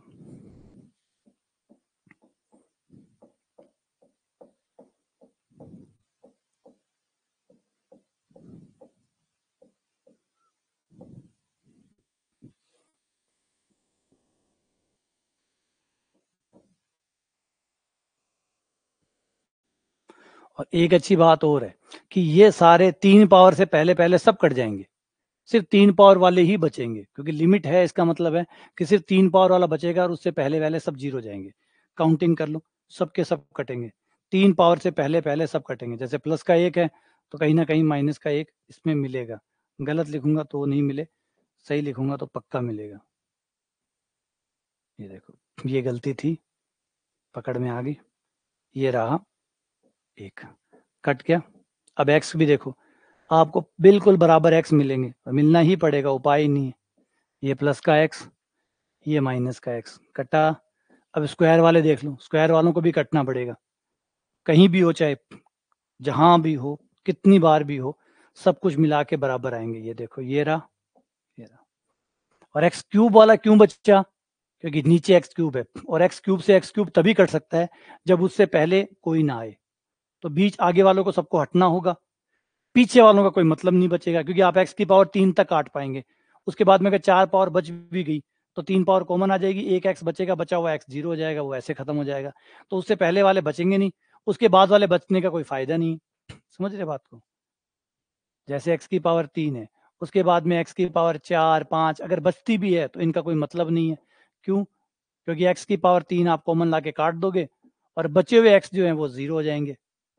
ये सारे लिमिट रखने पे 0 हो जाएंगे। इससे पहले वाले बच नहीं सकते, क्योंकि सब बराबर होते हैं, परफेक्ट होते हैं, सब कट जाएंगे। तो सिर्फ 3 घात वाला पद जो है वो बचता है।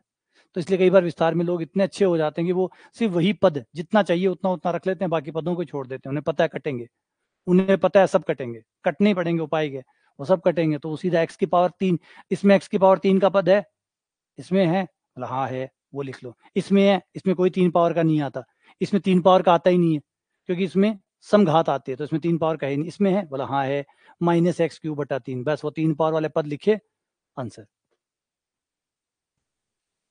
और ये प्रैक्टिस करने से आप लोग इस तरीके से इस मुकाम पे पहुंच जाओगे। ये हो गया -x³/3 यानी 6 हो गया, वो खाली 3 है, तो ये 6 हो गया। लघुत्तम लोगे -x³ बाहर, 1/6 + 1/3 बटा x³।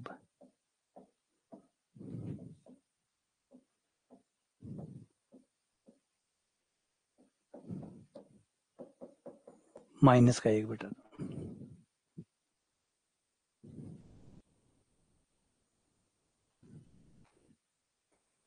हाँ, ज़्यादातर लगे भाई जिसने अच्छी प्रैक्टिस की हुई है या पहले लिमिट पढ़ी हुई है, उसको पता है कि ये कितना अच्छा काम करता है। अगला क्वेश्चन, ABC का मान बताइए और इस तरीके से बताइए कि लिमिट 2 आएगी, लिमिट 2 आएंगी।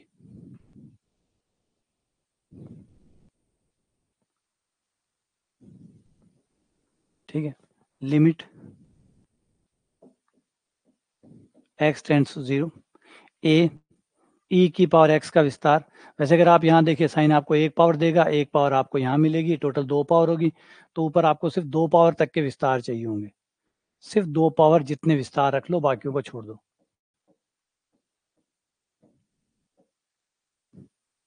सिर्फ 2 पावर जितने विस्तार रख लो, बाकियों को छोड़ दो।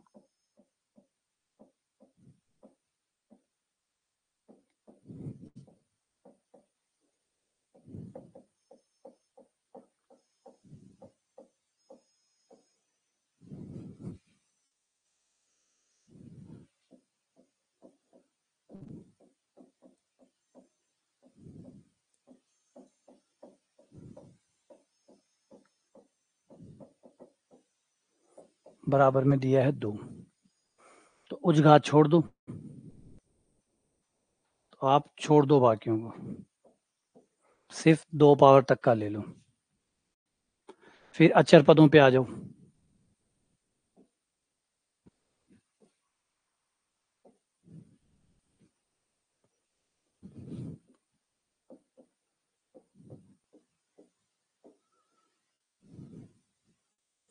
फिर x वाले पद जो हैं वो ले लो साथ में, जिनमें x कॉमन आ रहा है वो ले लो। x का एक पद ये होगा, एक वो होगा, तो a - c।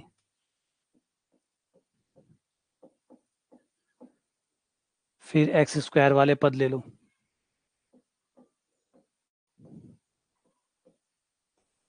a/2 minus minus plus b/2,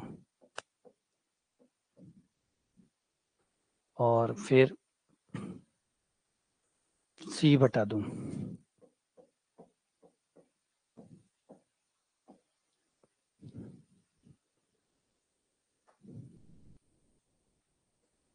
और बटा x²। लिमिट दिया हुआ है 2 के बराबर। अगर 2 के बराबर दी है तो ना तो कोई अचर पद बचना चाहिए, ना कोई x का पद बचना चाहिए, क्योंकि x² है नीचे, तो सिर्फ x² वाला इससे कटेगा और इससे पहले वाले सबको 0 होना पड़ेगा, क्योंकि वरना लिमिट आती नहीं, लिमिट 2 आ नहीं सकती, लिमिट 2 आ नहीं सकती, क्योंकि x² से x² कटेगा नहीं। अगर ऊपर x नीचे x बच गया तो 0 रखने पे अनंत आ जाएगा, और ऊपर x बच गया, ऊपर x बच गया तो सबको 0 कर देगा, है ना। तो इसलिए बराबर पावर। सोचो अगर ऊपर x बच गया तो फिर x टेंड्स टू 0 रखते ही सब 0 हो जाएगा, नीचे x बच गया तो अनंत कर देगा। तो ना तो ऊपर बचना चाहिए ना नीचे बचना चाहिए। वो तभी नहीं बचेगा जब x स्क्वायर से x स्क्वायर कटे, ठीक है, और x इससे पहले, ये तब कटेंगे जब इससे पहले वाले सब 0 होंगे। a माइनस बी प्लस सी को 0 होना पड़ेगा, a माइनस सी को भी 0 होना पड़ेगा। ये 0 होंगे तो ये हट जाएंगे, ये हटते ही ये दोनों कट जाएंगे और ये आंसर आ जाएगा। तो ये लिमिट आ जाएगी आपके पास, a प्लस बी प्लस सी बटा 2 बराबर 2।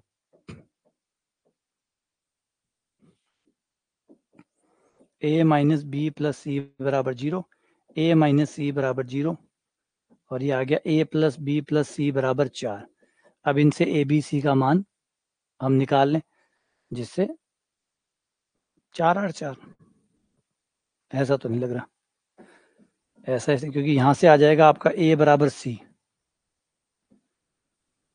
a बराबर c आ जाएगा, तो c की जगह मैं a रख दूं तो ये समीकरण मेरी बन जाएगी 2a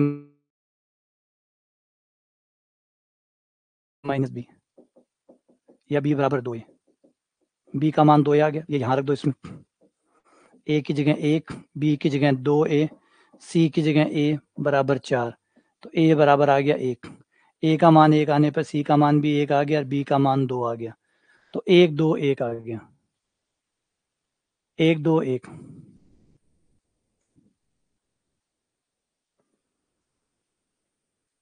ठीक है ना, 1 2 1 बिल्कुल।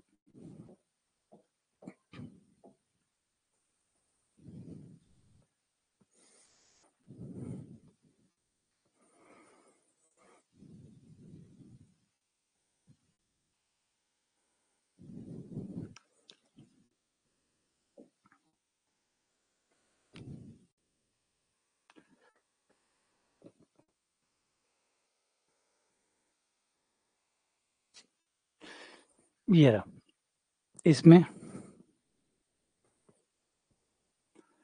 इसकी लिमिट पता करो।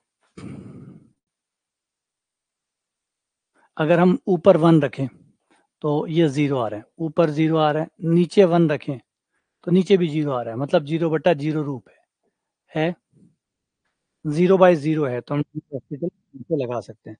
तो डीएल हॉस्पिटल लगाओ और निकालो लिमिट इसकी।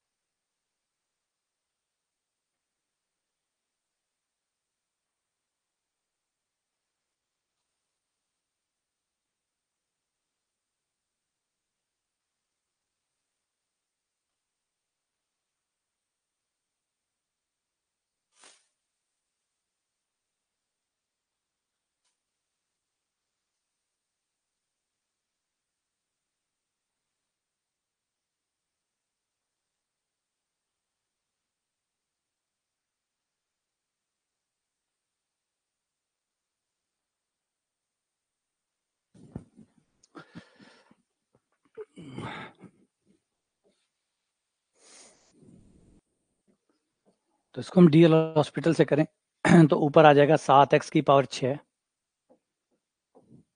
माइनस 6 आगे आ गया तो 12x की पावर 5 प्लस 0 बटे 6x की पावर 5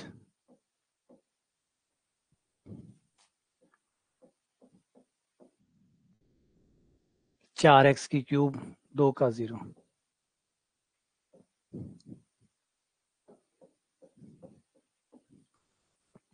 x का मान 1, 7 माइनस 12, 6 प्लस 4 माइनस 5 बटा 10, माइनस का 1 बटा 2। ये आपका आंसर आएगा, माइनस का 1/2।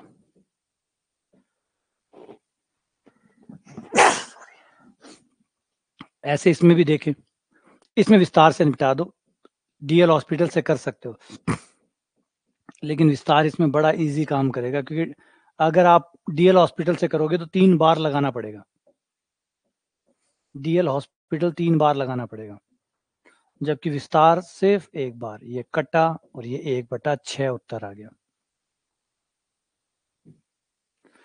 हाँ, लगातार ही है मेरे, कंटिन्यू ही है। तो ये कट गया और सीधा आंसर आ गया। अगर आप यहाँ डीएल हॉस्पिटल लगाते, लग जाएगा डीएल हॉस्पिटल, मना नहीं है, लेकिन अगर आप यहाँ पे डीएल हॉस्पिटल लगाते हैं तो वो आपका टाइम खाएगा, क्योंकि 3 बार नीचे एक्स क्यूब है, एक्स क्यूब है तो एटलीस्ट 3 बार तो आपको आउटलाइन करना ही पड़ेगा, तो 3 बार आउटलाइन करोगे। और विस्तार में आप देखते ही पता लग जाता है कि हाँ sine x, x minus x cube बटा फैक्टोरियल 3, एक्स कट गया, एक्स क्यूब कट जाएगा, 1/फैक्टोरियल 3 आंसर आ जाएगा। तो किसी सवाल में कोई लगाओ, किसी में कोई लगाओ, जो जल्दी आंसर दे वो लगाओ, जो आपको जल्दी आंसर दे, फटाफट दे, वो आप यूज करो। यहाँ find the limit sine 3x², log cos 2x² minus x, limit x tends to 0।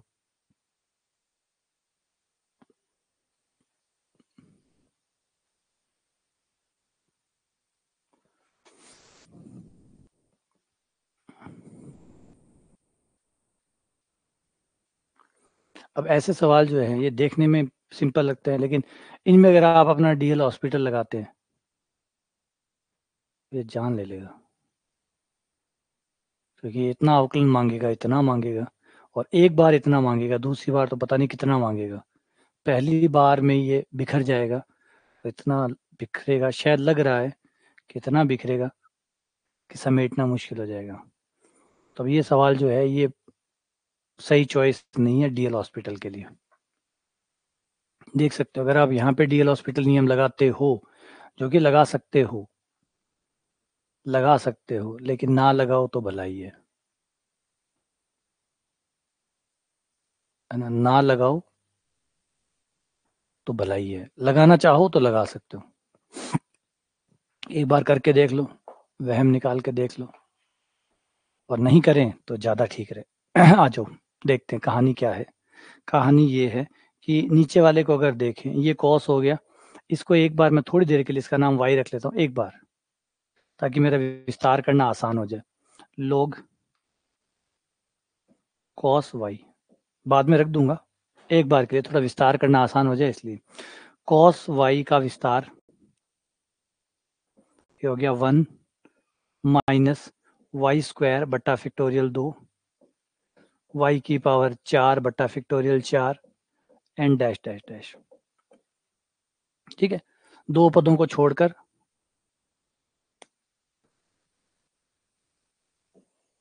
अब ये आपका लिए पूरा x हो जाएगा।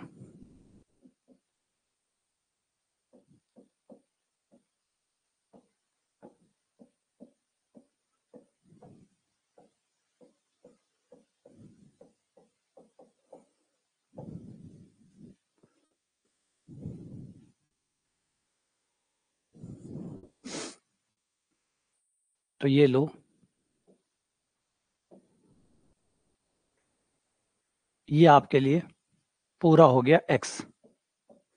ये हो गया log 1 माइनस एक्स का विस्तार। log 1 माइनस एक्स का विस्तार होता है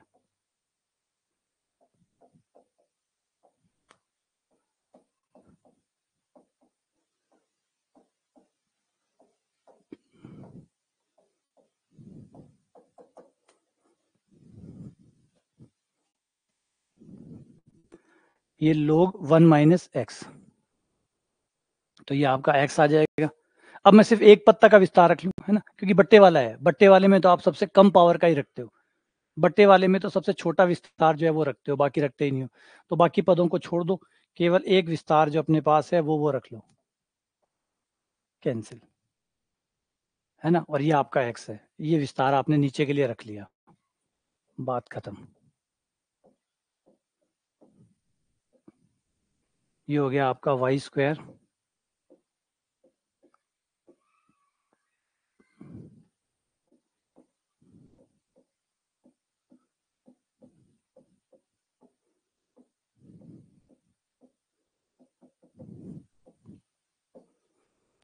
ठीक है, ये हो गया। अब फिर से उच्च पावर फिर छोड़ दो, उच्च पावर का क्या करोगे, ये ले लिया, साइन वाले का विस्तार कर दो।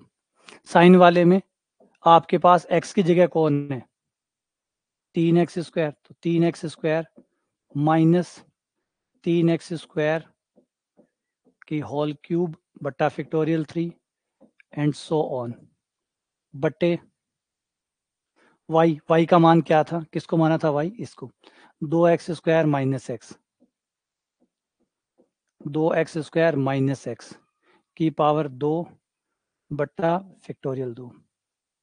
अब यहां से इसे सॉल्व करो और देखो यहाँ पे आपको क्या मिलेगा, बड़ी छोटी से छोटी पावर क्या मिलेगी जब इसको विस्तार करोगे तब, तो हमें सबसे छोटी पावर मिलेगी x², सबसे छोटी पावर मिलेगी x², तो x² तक के पदों को तो रहने दो और बाकी पदों को छोड़ दो, x² तक के पदों को रख लो, क्योंकि जितनी छोटी पावर आपको मिले बस उतनी, कॉमन लेके देख सकते हो, कॉमन लोगे x कॉमन आएगा, x की पावर 2, तो आपको जो बाहर मिलेगा वो x की पावर 2 मिलेगा, अंदर हो जाएगा आपका 2x माइनस 1, x² से x² कट गया, पलट के ये ऊपर चला गया, ये हो गया 6, नीचे 0 रखने पर 0 माइनस वन का स्क्वायर बराबर 6, ये आंसर आ गया।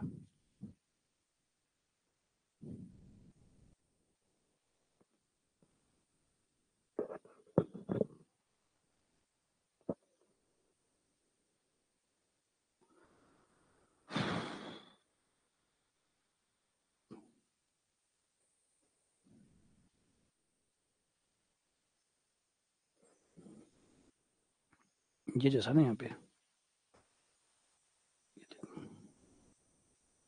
ये भी 1/6 ही है, 1 बटा फैक्टोरियल 3 1/6 ही होता है।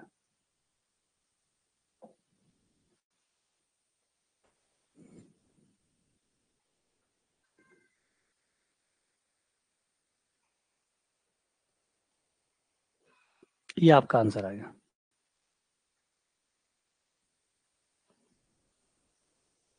हाँ वो माइनस का एक्स, यहाँ पे माइनस था जो कट गया था, ये वाला, ये माइनस है यहाँ पे,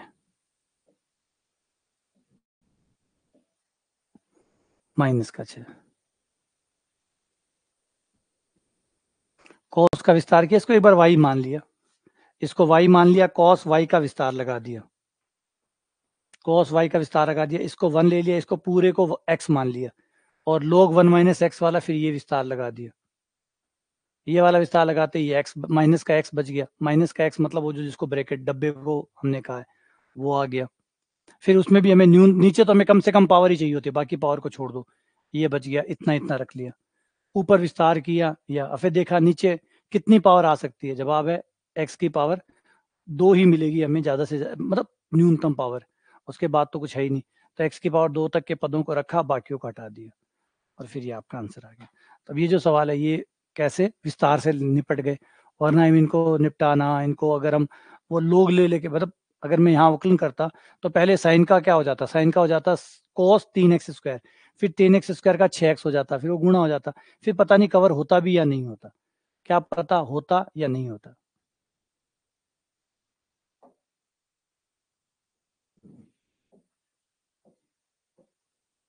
अगला सवाल, x टेंड्स टू 5, x की पावर k माइनस 5 की पावर k बटा x माइनस 5 बराबर 500 है, the integral value of k का मान बताइए, k का मान बताइए, x की पावर k माइनस 5 की पावर k बटा x माइनस 5 जो है वो 500 के बराबर है, और x टेंड्स टू 5 है, तो k का मान बताइए, k का मान क्या होगा, तो पहला अवकलन कर दें, है ना, जैसे 5 रखने पर 0/0 आ रहा है, निर्धारित रूप में ये आ रहा है, 0/0 आ रहा है, तो डीएल हॉस्पिटल से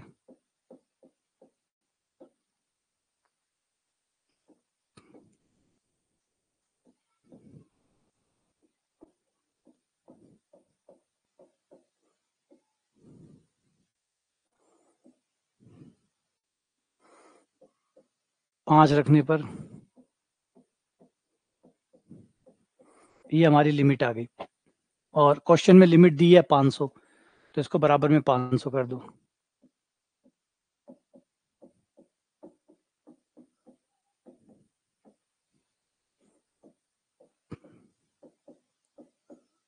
पाँच सौ को हम लिख सकते हैं 5 गुणा 125 गुणा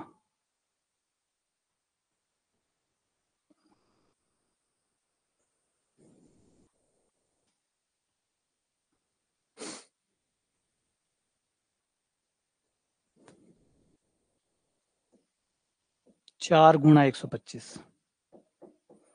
और 125 को 5 की पावर 3। अब तुलना कर लो, 5 की पावर k माइनस 1 बराबर 3, k माइनस 1 बराबर 3, तो k बराबर 4। ये तुलना कर सकते हो या आगे वाले की तुलना कर सकते हो। k बराबर 4, तो k का मान 4 रखने पर ही आएगा, तो k का मान हो गया 4।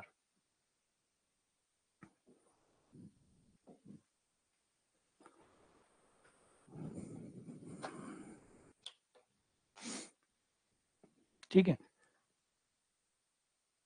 अगला सवाल,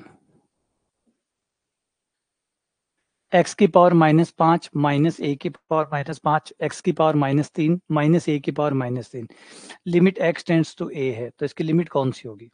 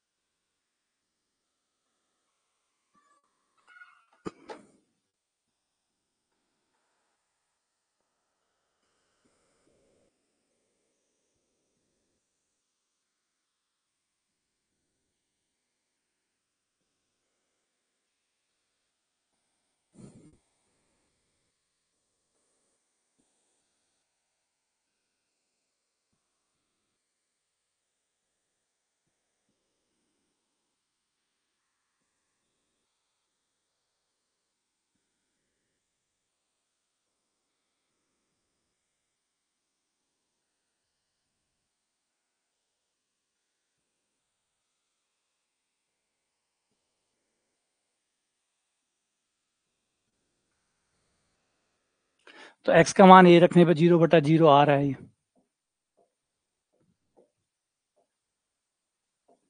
तो हम डीएल हॉस्पिटल इस पे लगा सकते हैं। तो डीएल हॉस्पिटल लगाने पर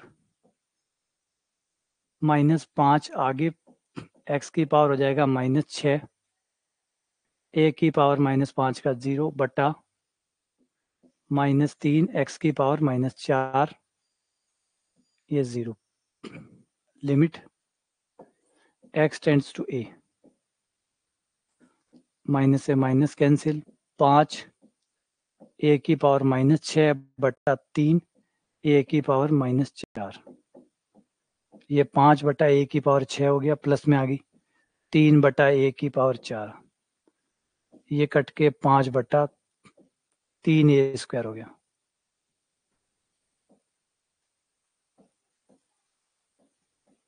पाँच बटा 3 a स्क्वायर।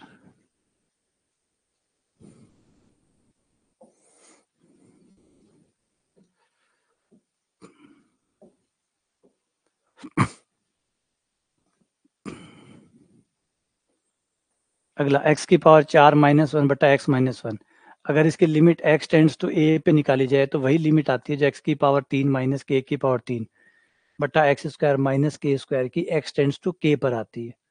तो बताओ k का मान क्या है? दोनों की लिमिट अलग अलग जगह पे है, एक की limit x tends to k पर है और एक की x टेंड्स टू 1 पर है।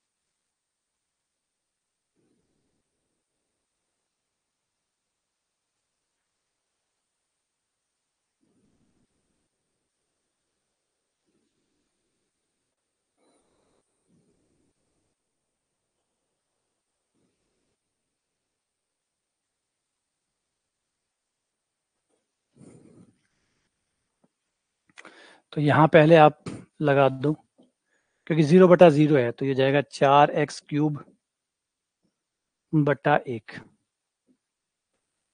Limit x tends to 1। ये भी 0/0 है तो इधर भी DL हॉस्पिटल लगाओगे तो 3x² बटा 2x। यहाँ x की लिमिट 1 है तो 1 रखने पर 4/1 आ गया। इधर k है तो x 1 x कट ही गया, k रख दिया तो ये आ गया 3k बटा 2, और k का मान आ जाएगा 8/3, जो कि ऑप्शन में नहीं है, तो नन ऑफ दीज। 8/3 है जो कि ऑप्शन में नहीं है।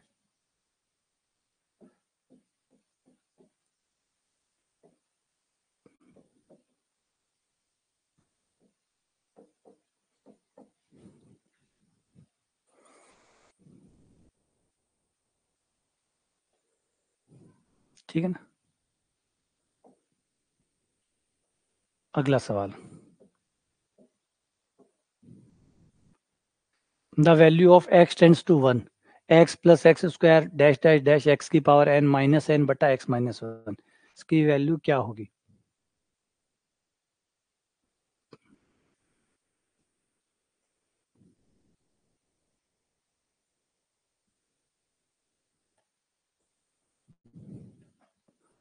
तो अगर हम अवकलन करें आराम से, क्योंकि आप x का मान 1 रखेंगे तो 1 प्लस 1 प्लस 1 n बार आ जाएगा। ये 1 plus 1 plus 1 plus 1 dash dash dash 1 जो है वो n टाइम्स आ जाएगा, तो 1 का n बार जोड़ n हो जाएगा, n में से n कट जाएगा, 0 आ जाएगा, ऊपर 0 नीचे 0, तो 0/0 हो जाएगा, है ना। 0/0 हो जाएगा, तो 0/0 हो जाएगा तो DL हॉस्पिटल लगा दो, और DL हॉस्पिटल से x का 1 हो गया, x² का 2x हो गया, इसका 3x² हो गया, n dash dash dash x की पावर n तक n x की पावर n-1 हो गया, n का 0 हो गया, बटा x का 1 और 1 का 0, लिमिट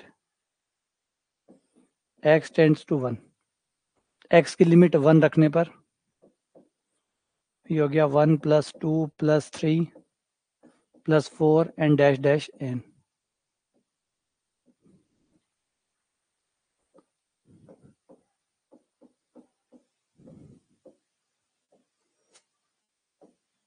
n+1 बटा 2।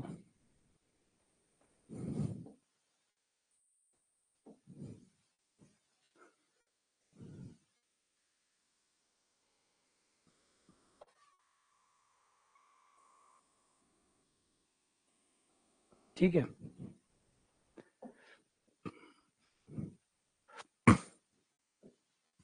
40 y टेंड्स टू 1 है, 1/y² -1 माइनस 2/y की पावर 4 -1, लिमिट क्या होगी?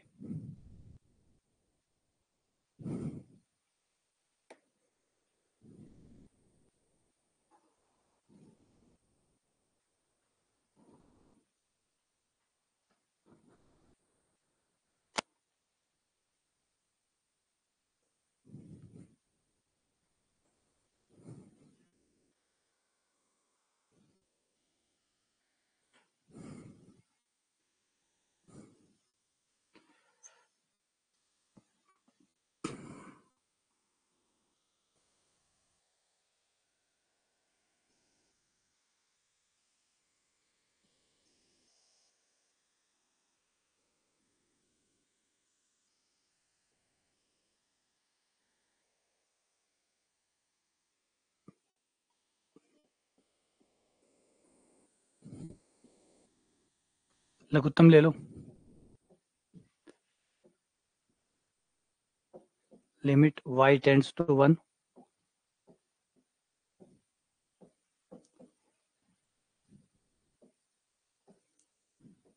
इसके दो टुकड़े हो गए, y² -1 y² +1,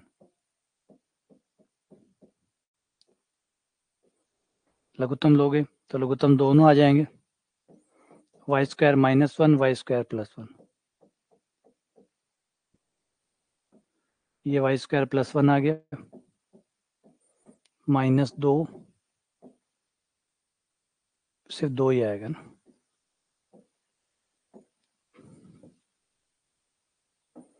limit y tends to 1,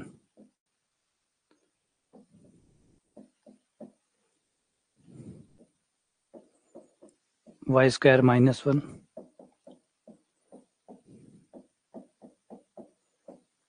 ये कैंसिल, y का मान 1, 1/2,